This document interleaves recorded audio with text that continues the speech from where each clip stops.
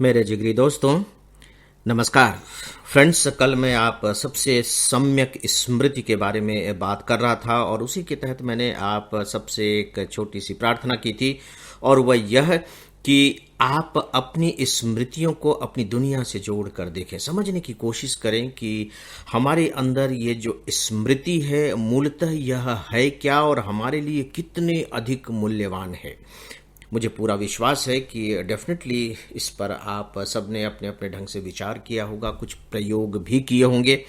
प्रयोग इस मायने में आप कर सकते हैं, अगर नहीं किया हो तो मान लीजिए कि आप 20 साल पहले के अपने समय में रह रहे हैं। 20 साल पहले, मैं ज़्यादा बड़ी बात नहीं कर रहा हूँ। 20 साल पहले के वक्त को याद कीजिए। उस समय का भी एक एक पल आपका, मेरा, हर किसी का उसी तरह से गुजरा था जिस तरीके से अभी एक एक पल गुजर रहा है। वहां हम जंप नहीं कर रहे थे, न यहां जंप कर रहे हैं, हम कर ही नहीं सकते हैं। लेकिन वो जो 20 साल पहले के किसी दिन, किसी तारीख को जब आप याद करने की कोशिश करेंगे तो उसमें से जो बातें आपकी स्मृति में होंगी, बस वे ही बातें आपके, हमारे जीवन का हिस्सा होंगी। बाकी सारी बातें, सारी चीजें गायब हो चुकी होंगी, यानी कि वो हमारे जीवन में शामिल ही नहीं है। कल्पना करके देखिए। तो दोस्तों, यदि प्रयोग करने के बाद आपके मन में यह विश्वास बैठ जाता है कि वास्तव में स्मृति ही तो जीवन है, तो सीधी सी बात है कि फिर आप किसके लिए काम करेंगे, किसको बेहतर बनाने की कोशिश करेंगे। जैसे मान लीजिए कि आप अपने जीवन को बेहतर बनाना चाहते हैं, हर कोई अपने जीवन को बेहतर बनाना चाहता है, और अगर स्मृति ही जीवन है तो फिर आप किस चीज को बेहतर बनाना चाहेंगे। जैसे कि एक चिड़िया, बया, एक एक तिनके से अपने घोंसले का निर्माण करती है। कभी घोंसला बनाते हुए उसे देखिए, किस तरीके से उड़ के जाती है, एक छोटा सा तिनका लेकर के आती है, फिर उसे इकट्ठा करती है और फिर किस तरीके से उसे बुनती है। वो एक एक तिनके से उसका घोंसला बनता है। ठीक इसी तरह से हमारा जीवन भी जो बनता है वो एक एक स्मृति से बनता है।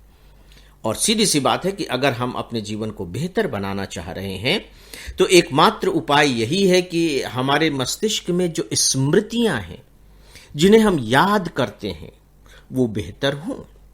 और वो बेहतर हों, इसका मतलब है कि वो सम्यक हों, यानी कि सही सही स्मृतियां हमारे दिमाग में मौजूद हों। और हमारे दिमाग में जितनी अच्छी स्मृतियां होंगी, हमारा वर्तमान उतना ही बेहतर होगा। तो दोस्तों, ये स्मृति का कमाल है। मैं अभी भी याद करके अंदर से हिल जाता हूं।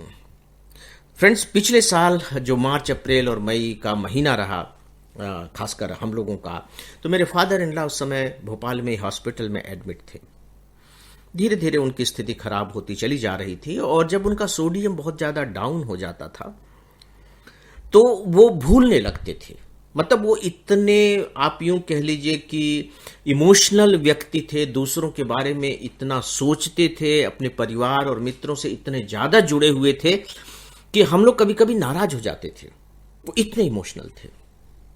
और जब उनकी स्मृति मंद पड़ जाती थी, या बिल्कुल यूं कह लीजिए कि लगभग लगभग गायब सी हो जाती थी, तो मुझे याद आ रहा है कि जब मैं घर से तैयार होकर के अस्पताल पहुंचता था तो शुरू में जैसे ही मैं पहुंचता था वो चहक जाते थे, अरे विजय तुम आ गए, आओ आओ। फिर हम लोग बातें करते थे और आखिरी आखिरी दिनों में मैं देखता हूं कि वो आंखें फाड़ कर मुझे देख रहे हैं। That's all. उनमें कोई हलचल नहीं है, कोई वेलकम नहीं है, कोई प्रसन्नता नहीं है, कुछ भी नहीं है। आंखें फाड़ कर वो मुझे देख रहे हैं, मानो कि पहचानने की कोशिश कर रहे हैं कि ये कौन है।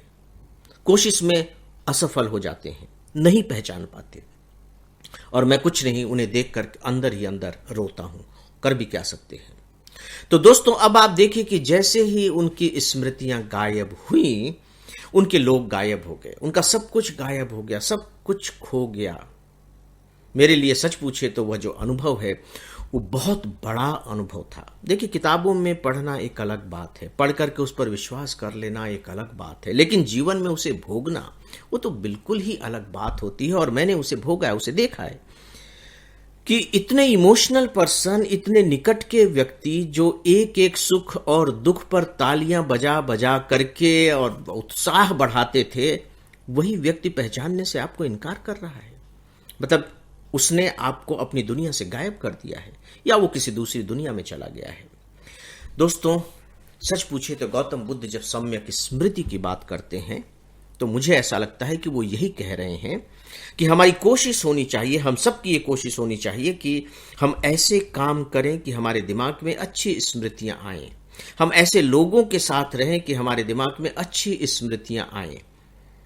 और जब अच्छी स्मृतियां आएंगी तो सीधी सी बात है कि हम सबका जीवन बेहतर होता चला जाएगा।